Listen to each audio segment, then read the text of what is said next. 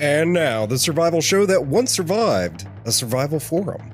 In this episode, we're joined by author RE McDermott.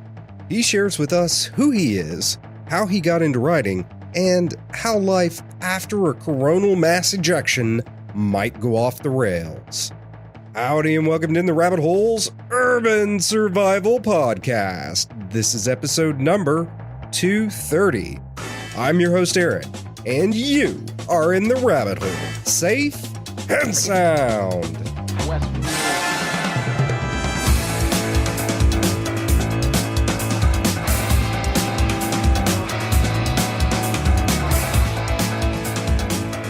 Bob, welcome to In the Rabbit Hole.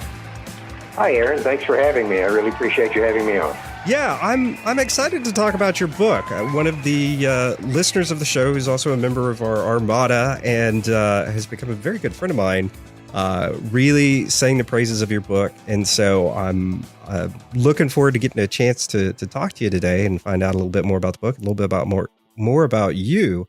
So you're the author of 4 books, is that correct? Actually, 6. Oh, wow. Okay. I have the Disruption trilogy, which includes Under a Telltale Sky, Pushback, and just this weekend I launched the third and final book of the trilogy, which I call Promises to Keep, and it's doing quite well. Oh, very cool. Okay. The book that someone was telling me about was Telltale Sky, and I guess that's kind of where the Disruption trilogy starts. So that's pretty cool and neat to find out you just launched another one. But before we dive into the books themselves, let's get to know you a little bit better, Bob. Do you consider yourself a prepper by chance? Your book is not strictly prepper fiction, but it does touch on a topic that many preppers swoon over, if you can call it swooning, which is EMPs. So where does that land for you? I would call myself perhaps a qualified prepper, within qualifying the term, that is. Uh-huh. I come from rural roots, and by that, I'm a generation or two away from self-sufficiency, and I think I've always really identified with that idea. Strangely enough, fiction kind of led me to embrace it more fully, because when I had the idea for this current series, I researched it pretty intensively, like I do everything, and I got quite an eye-opener as far as what I feel is the extreme fragility of the tech-dependent society where we're living in. Mm-hmm. There's so many ways that the mainstream media portrays it, like doomsday preppers, and they kind of highlight people, I feel, with extreme views and kind of hold them up to ridicule for entertainment value. But the fact is that there's more than ample reasons for concern. When I started reading reports from mainstream sources like congressional subcommittees and Lloyd's Insurance Group discussing odds and probable consequences of a disruption to the power grid, that pretty much got my attention. Yeah. I guess when insurance is actually paying close attention to things, it should be a good clue that there's more there than meets the eye. Yeah, Lloyd's is not known for flights of fancy. They're pretty down to earth folks. Yeah, you don't have to have a tinfoil hat to be concerned here, and most intelligent people I knew that understand the risk are quite concerned. Mm-hmm. So is prepping, you talked about having rural roots, is prepping something that you came to later in life? Is it just you grew up and it was kind of a way of life, like keeping a well-stocked pantry, and so that's just what you did? Yeah, I would say we always had that as a kid. I got away from it a little more. Now we're kind of moving back to it. I guess I'd kind of ask, what is a prepper? I mean, when you get right down to it, I mean, you've got folks like the Amish and the Mennonites and the Mormons, the Latter-day Saints, and earth-aware hippie types that have always been, in the last 20 years, been getting back to the land. I'm kind of reminded of the country and western song, like Song of the South, and one of my favorite lines in there is that somebody told us Wall Street fell, but we were so poor that we couldn't tell, Yeah. And if a catastrophic event occurred tomorrow, I mean, I don't think the Amish or the Mennonites or, anybody that's living on a homestead probably would notice. Yeah. So from a standpoint of being a prepper, I kind of think of it more towards, going back towards self-sufficiency. Mm-hmm. And I think everybody would benefit from that. It's a simpler lifestyle, and that's kind of where I come from. I mean, it's less of the world's going to hell, we have to, conspiracy theory type thing, and more of this is just a good idea for everybody to do, Mm-hmm. whether the world goes to hell or not. And I guess that's kind of where I am. So how did you come to writing? Is it something you started early in life and then came back to as an adult? Or is it just one day you got an idea for a book and started banging out words? I really always had an interest in it, but I didn't really get started until I was basically a semi-retiree. I spent roughly 40 years in the commercial marine industry, first sailing on merchant ships and then in shipping company management.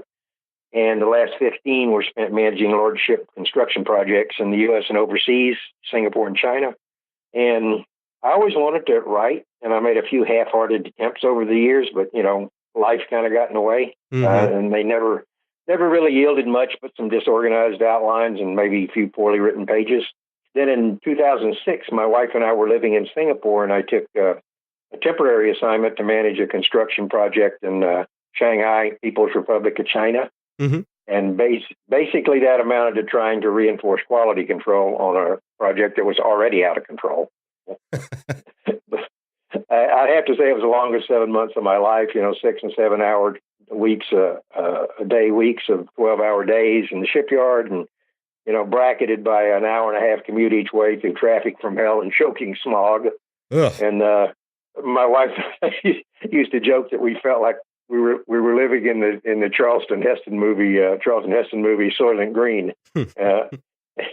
Anyway, we got back to Singapore, and I was in pretty good shape financially, but I really wasn't sure I ever wanted to visit a shipyard again. And I took a year off to do a sabbatical and tried writing, and I kind of got hooked on it. I've been doing it ever since. Oh, well, very cool. So are there any authors, whether in the genre or not, that inspire you? Are there any that you look to and say, I like their style and not necessarily copy it, but try to match and draw from? There's a lot, really. I think probably my initial inspiration was somebody you never heard of, and that's a guy who wrote one novel before he passed away, and his name was Richard McKenna. He wrote a book back in the 60s called The Sand Pebbles, won the Harper Prize for Best Novel in 63, and they made it into a movie in 66, nominated for 8 Academy Awards and 8 Golden Globes. Unfortunately, he was dead by then. I really identified with the guy because McKenna was a high school dropout and joined the Navy, and he spent 30 years and came out as a chief machinist mate. Then went back to school on the GI Bill and started writing, and his descriptions were so good. I mean, and I'd been a lot of the places that he'd been, machinery wise and so forth, and it just resonated with me. And I thought, it's really good. I'd like to try to do that someday. And so that's what I did. On the prepper side, as a kid, I read The Last Babylon and The Earth Abides, and more recently, I think 1 Second After and the sequel by William Forstchen. I'm currently reading the Survivalist series by Arthur Bradley. I'm really into that. I'm enjoying it because I find it's well written, and it's pretty much free of heavy-handed political cant or instructions. When he does teach survival skills, he manages to kind of blend it seamlessly into the narrative. That's hard to find. I think that's important. On the nonfiction side, Foxfire series of books are really good. Are you familiar with them? Non-prepper stuff. My tastes are pretty eclectic. I enjoy everything from science fiction to detective novels to historical fiction. You mentioned that you had inspiration to start this series, and particularly Telltale Sky. What was that inspiration? I started looking at things in general, and quite frankly, not to be crass, but post-apocalyptic stuff is pretty hot genre. And I was writing spy-type thrillers and doing fairly well with it, but I kind of got envious of some of the folks that were selling a lot of books over on the post-apocalyptic side. So, and I had a general interest in it anyway, so I thought, well, I can do this. And so I started looking at it. And I thought that there was really a place for me there because I was exploring probably an aspect that not many people delve into, and that's the fact that in a disaster, there's probably no better place to be than a ship. It's self-contained. You have your food, and I'm presuming you recently fueled and stored. You have food and stores, and you make your own water, and you process your own waste, and you can move out of harm's way.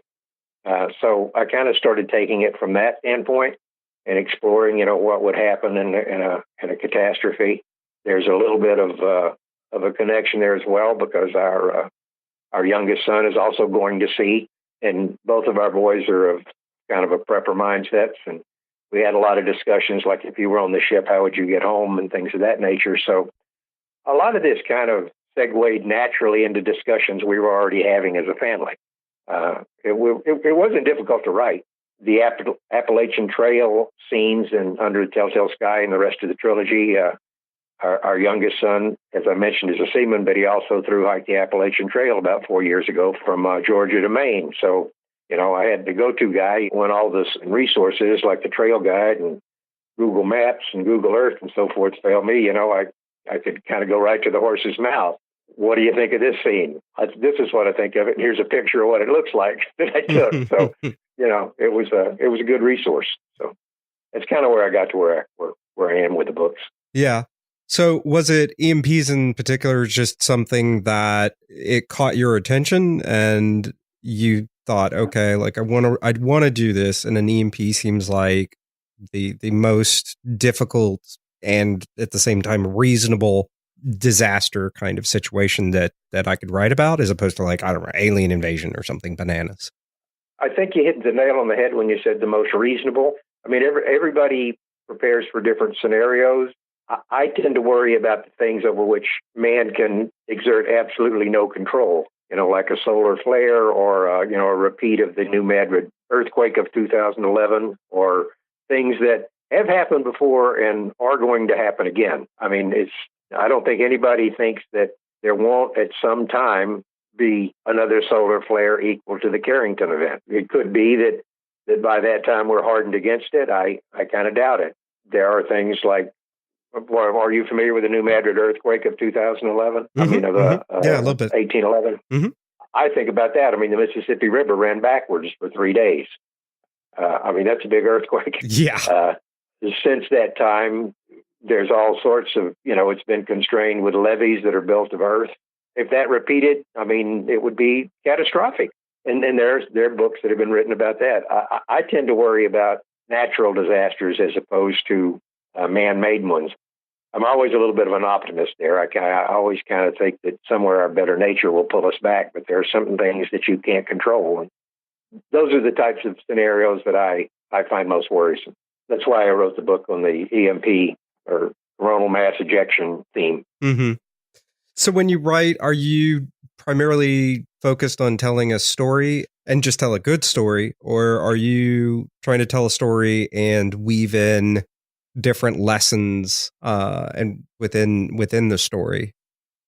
Well, a little of both, but I think you have to be a little bit careful about that, because and I found this when I was writing my ship-based thrillers. I put a lot of ship stuff, technical stuff in there, and my wife's my first proofreader, and she got through the first book and she stopped and she said, "Really? Who cares?" Yeah. You're giving me a lot of description nobody cares about. So yeah. I think that you can put stuff in there, and when I can and when it flows naturally, I do it.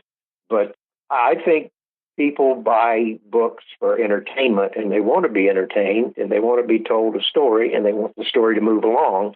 And if you stop to give detailed descriptions of the safety on a particular rifle, or the characteristics, or how many, the weight of the bullet and so forth and so on, I think it takes people out of that. I don't want it to be a how-to manual or a list of prepper supplies.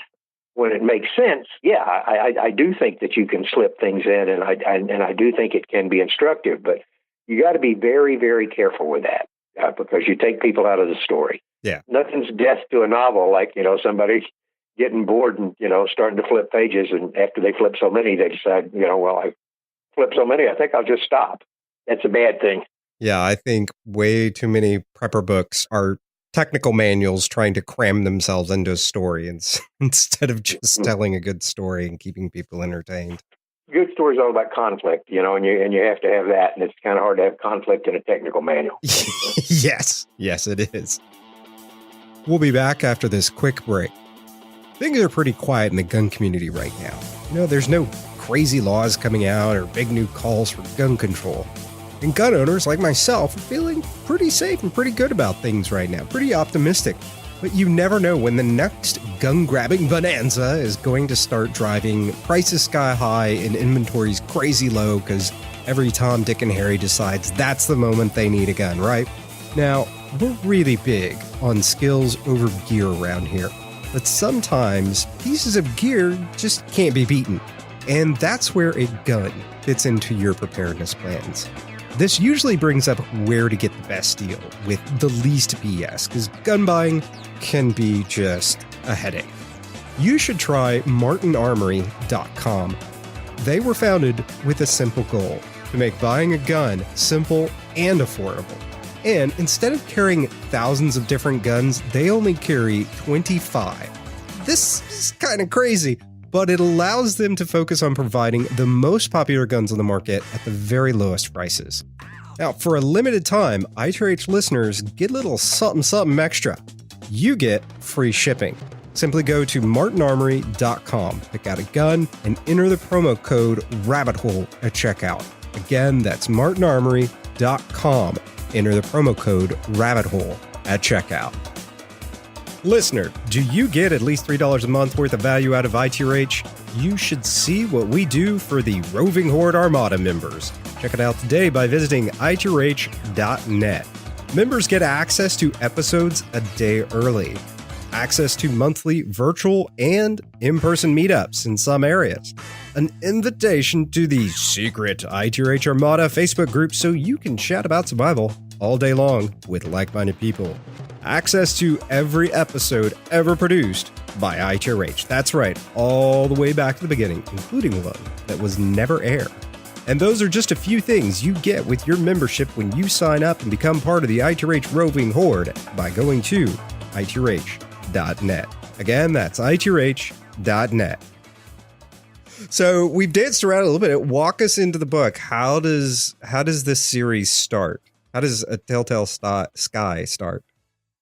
Okay, well, not surprising. It starts where all my books starts, on a commercial ship. Mm-hmm. And part of that's laziness, because ships of all types are familiar ground for me, and I can write realistically without the need to do additional research. It's also, as I said, I think it's somewhat neglected because it's the perfect backdrop for a post-apocalyptic fiction. Ships are essentially self-contained, totally off the grid. They have their own short-term food supply, and they make their own water, process their own sewage, and so forth. And probably the best place to be in the first days of a post-apocalyptic event. In this case, the ship was a tanker in the port of Wilmington, North Carolina, and was unable to discharge its cargo of gasoline because of the disruption to the power grid. And things kind of start to go to hell. First, some of the crew members want to leave the ship and travel overland to their homes all across the U.S., and others want the captain to take the ship back to his home port in Texas, where the majority of the crew lives.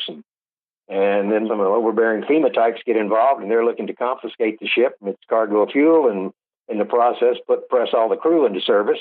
And then you've got urban gangs everywhere and escaped convicts and dissident military personnel that are opposed to the direction, the government's taking. And it all kind of gets stirred together into a pretty good stew.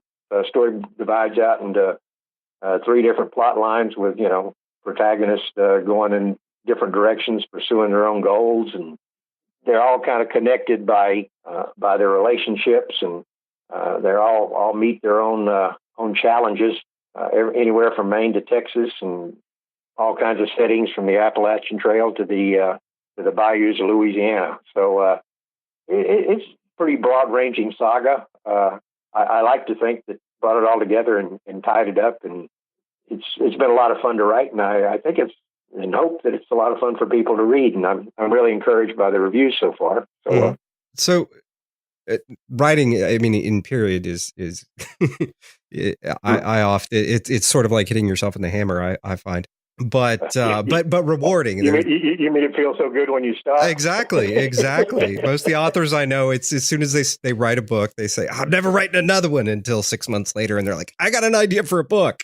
But yeah. I think through the process, particularly in prepper fiction and any sort of doomsday or catastrophic scenario, you have to spend all that creative headspace and all that time in a very dark scenario, mm-hmm. and also studying up on a topic.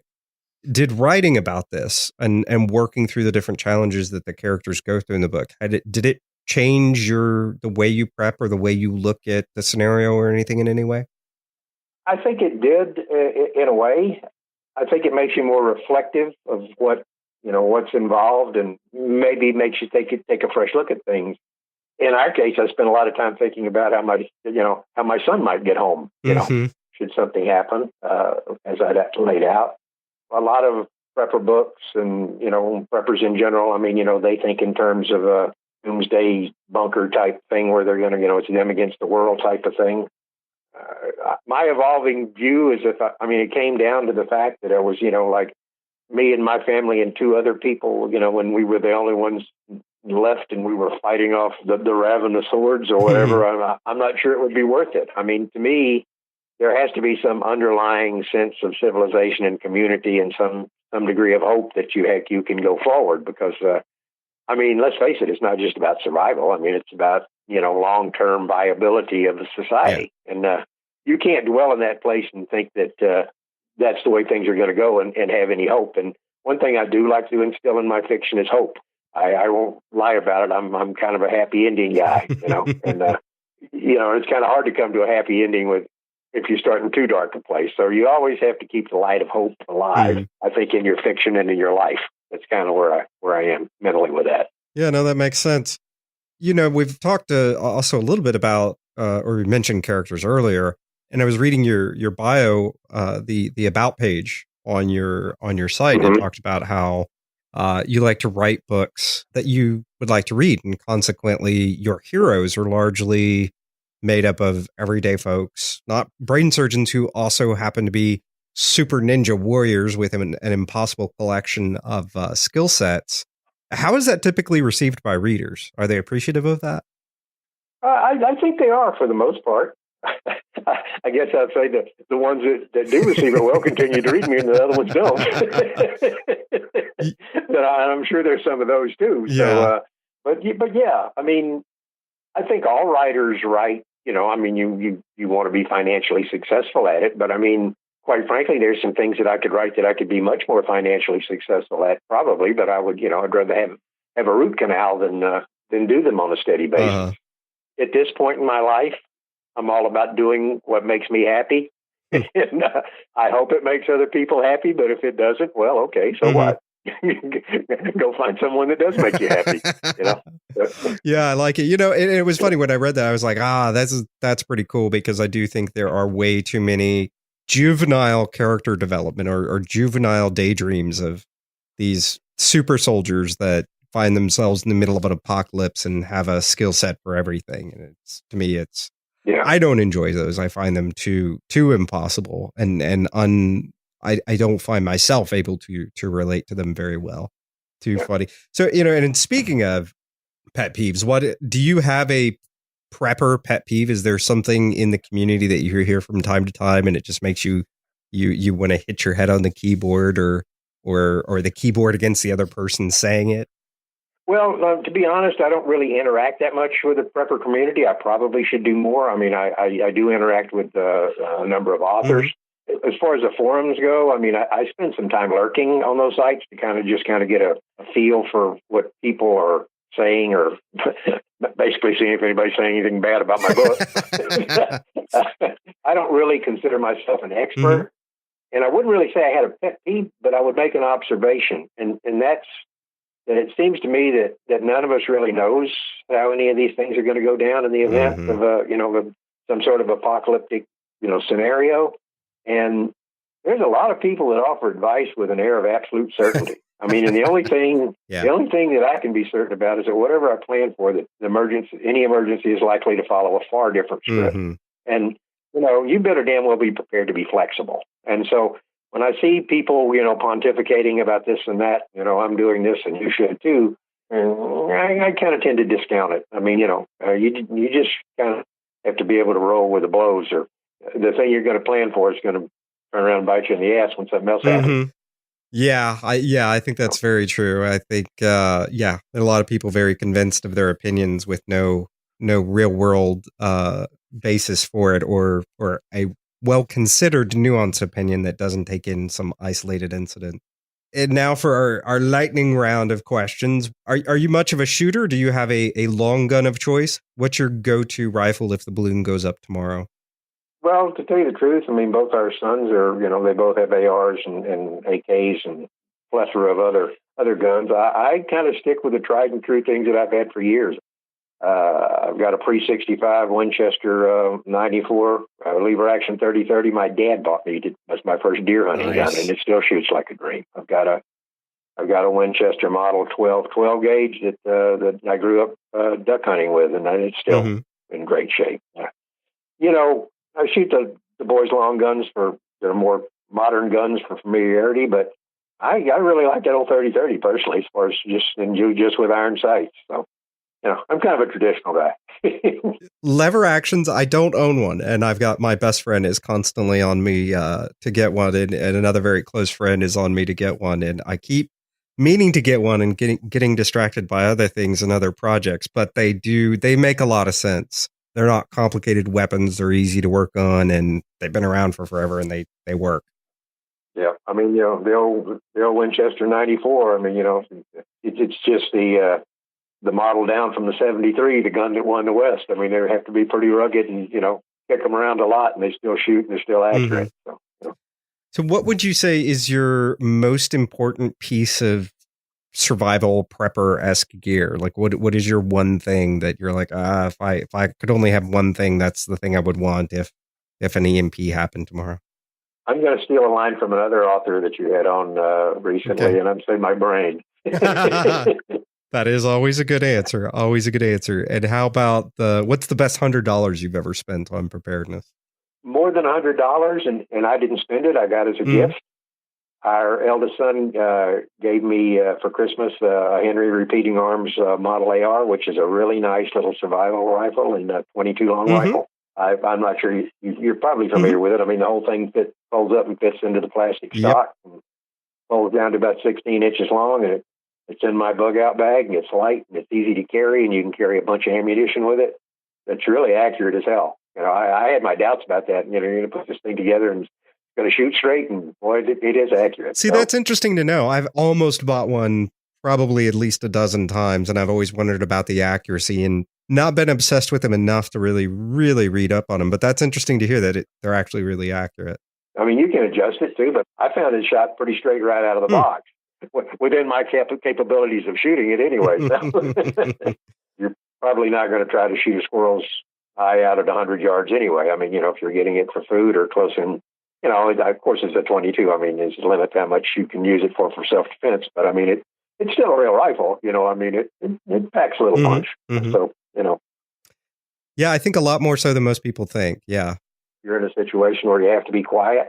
I've shot a few of the subsonic rounds in it, and it's quieter than a pellet gun. You were having to hunt somewhere, you know, close by without making a lot of noise.